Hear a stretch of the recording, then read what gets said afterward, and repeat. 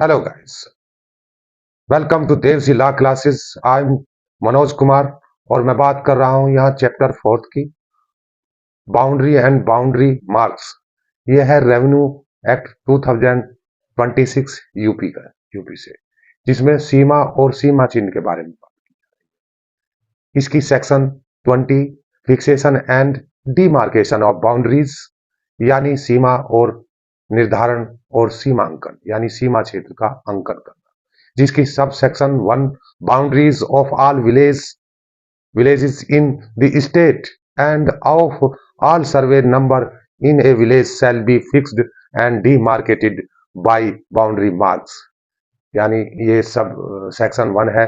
राज्य में समस्त ग्रामों यानी गांवों की और किसी भी गांव के सर्वे करके उसकी संख्याओं के आधार पर सीमा चिन्हों द्वारा उसको सीमांकित की जाती है। ये इसमें बताया गया है सब सेक्शन 1 में। इसकी sub section 2 boundary marks shall subject to the provisions hereinafter contained in this chapter be of such specification and shall be constructed and maintained in such manner as may be prescribed। सीमा चिन्ह जो दिए गए हैं उनका निर्माण किस तरीके से, किस रीति द्वारा, किस जो कोड में दिया गया है उस तरीके से उसको निर्धारित करें। यानी जो सर्वे करते हैं हम एक स्टेट के अंदर और स्टेट के द्वारा जो निर्देश दिए गए हैं विलेज के बाउंड्री को, उसके गांव के जो खेत है, जो खलियान है, उनका विलेज की बाउंड्री का डिमार्केशन करना, यही सेक्शन 20 में बताया गया। Section 21 obligation regarding maintenance and repair of boundary marks, ये इसके बारे में बात करता है।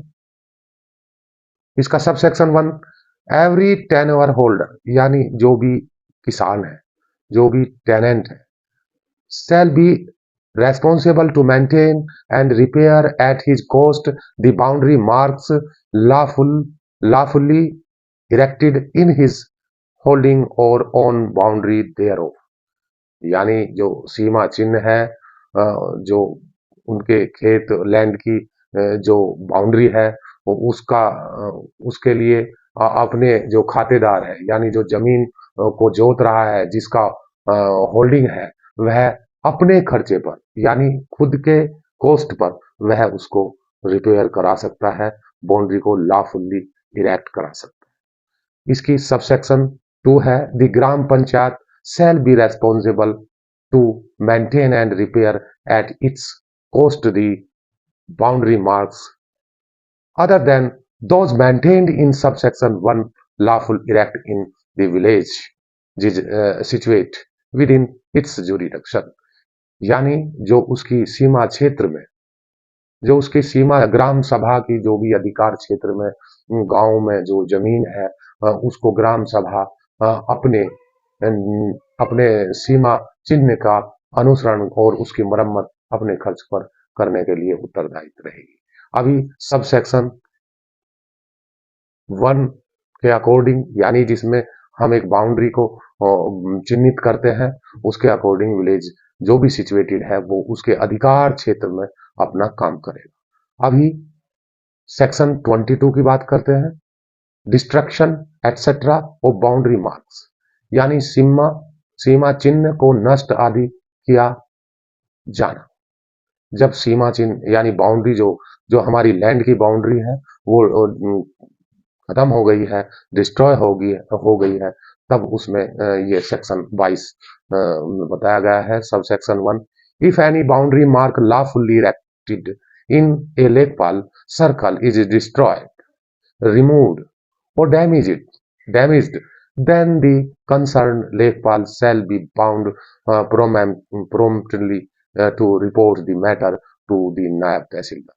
यदि कोई भी लेखपाल जो उसका क्षेत्र है और कहीं उसके सीमा चिन्ह को हटा दिया गया है, नष्ट कर दिया गया है या उसे किसी तरह की क्षति पहुंचाई गई है, तो वह अपने जो लेखपाल है रिपोर्ट करेगा नायब तहसीलदार को और वो इसके लिए तत्काल बाध्य होगा। अभी सबसेक्शन 2 की बात करते हैं। The naib tehsildar shall make an inquiry in respect of such report such report and shall submit his recommendation to the सब divisional officer.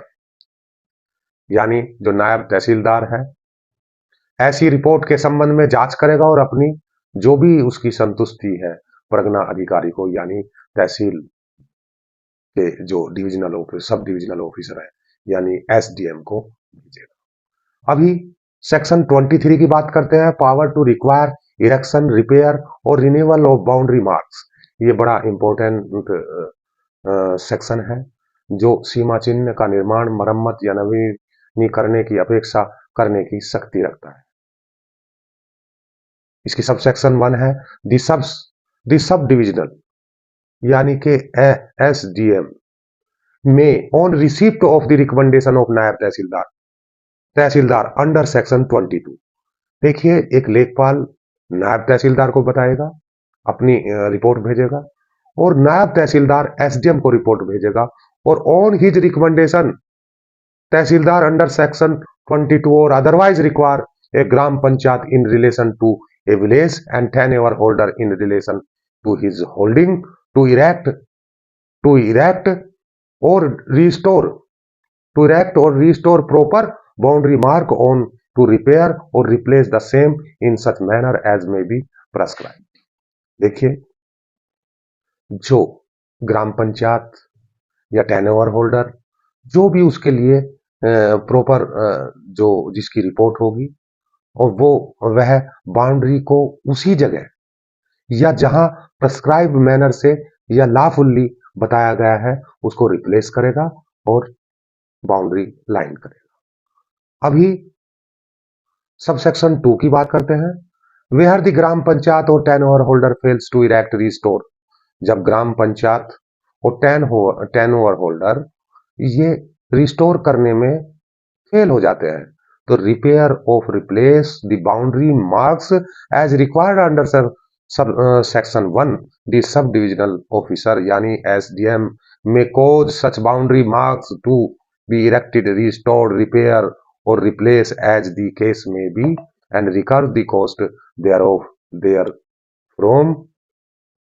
from such gram panchayat or tenure holder as the manners prescribed।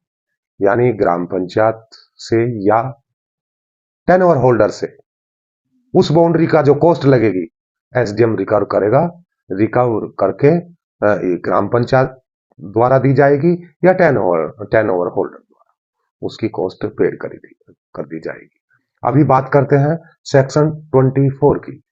Section 24 है disputes regarding boundaries. यदि boundary से related कोई भी dispute है यानी सीमा संबंधी कोई विवाद है उसकी सब सेक्शन 1 में दी सब डिविजनल ऑफिसर में ऑन हिज ऑन मोशन यानी वह खुद की सोच शक्ति पर और on the application made in this behalf by person interested और कोई भी आदमी जो भी इंटरेस्टेड है इसे कराने में डिस्प्यूट रिगार्डिंग जो बाउंड्रीज है उसको समरी इंक्वायरी उसमें कोई समरी इंक्वायरी करेगा एक any dispute regarding the boundaries on the basis of existing survey map और where they have been revised in accordance with the person of Uttar Pradesh consolidation of holding act 1953 on the basis of such maps but if this is not possible the boundary shall be fixed on the basis of actual possession।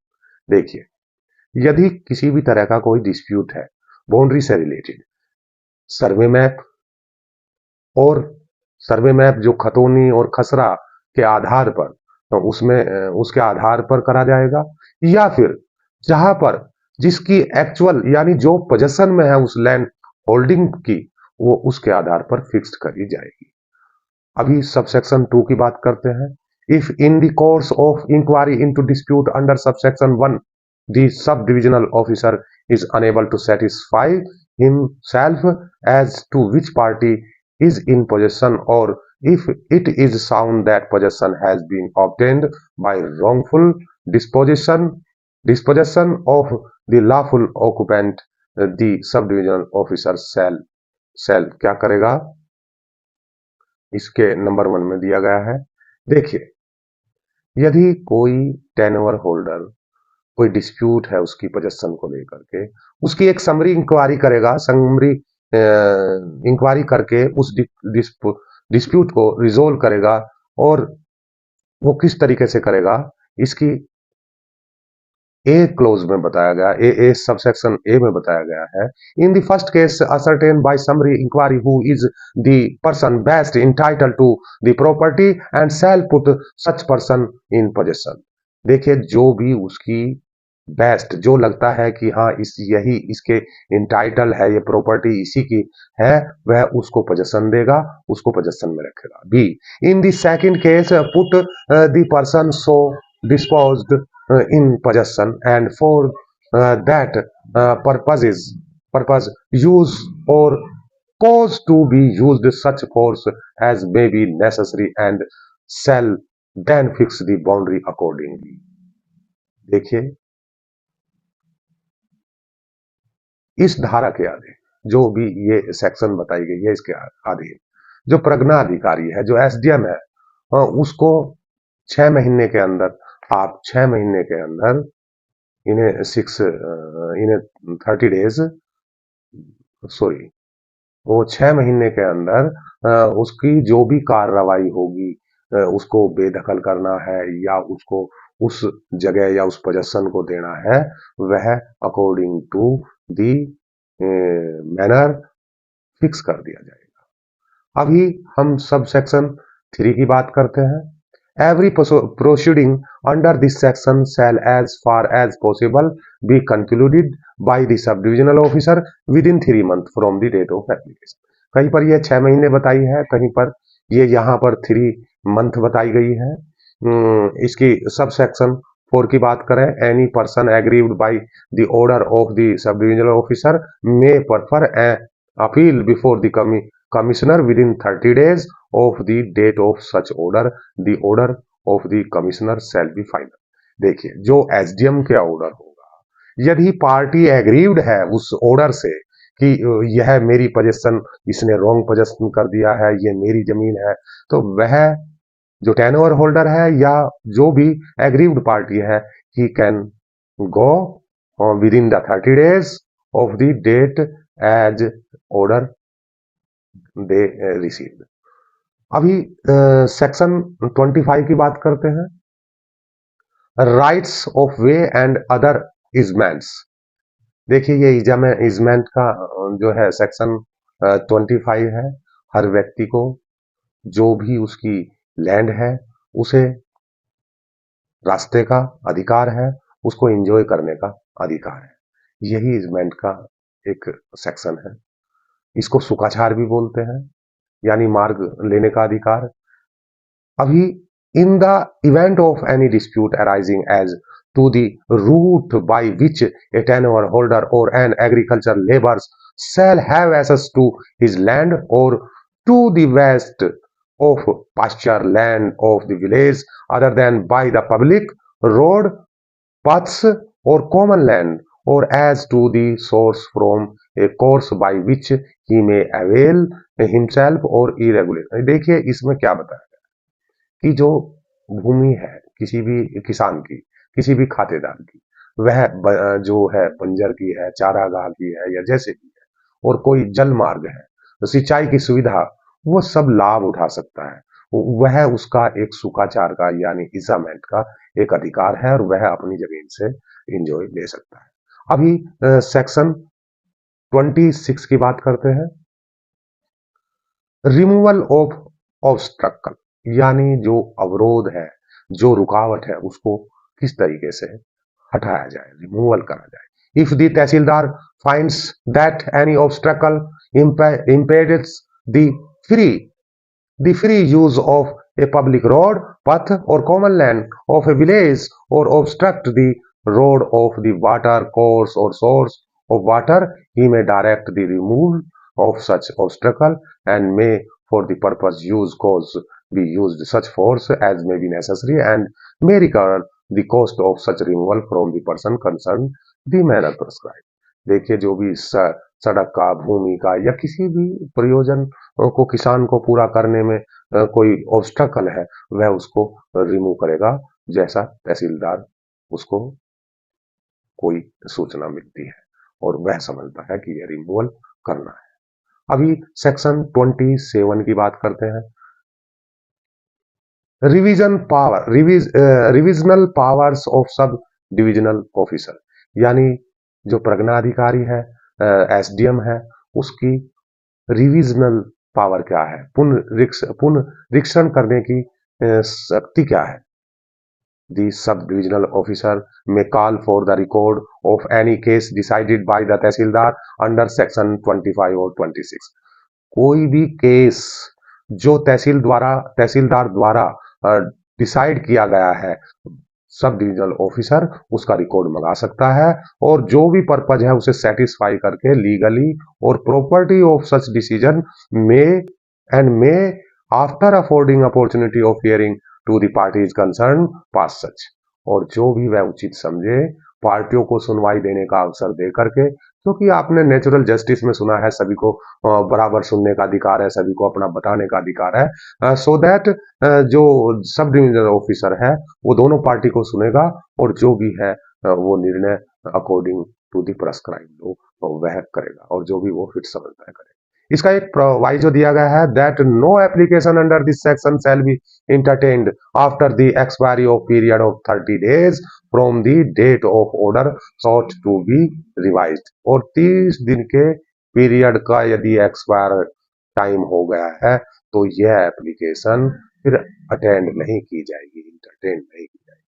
अभी बात करते हैं order not to be debar from establishment any right of easement, यानी जो सुखाधिकार है, आवेदन द्वारा सुखाधार आदि का अधिकार स्थापित किए जाने से जो विरजित और इस अध्याय के अधीन कोई भी आवेदन व्यक्ति को सुखाचार के ऐसे अधिकार या रूढ़ि अधिकार करने से विसर्जित नहीं करेगा जिसका दावा वह सिविल वाद द्वारा कर सकता है।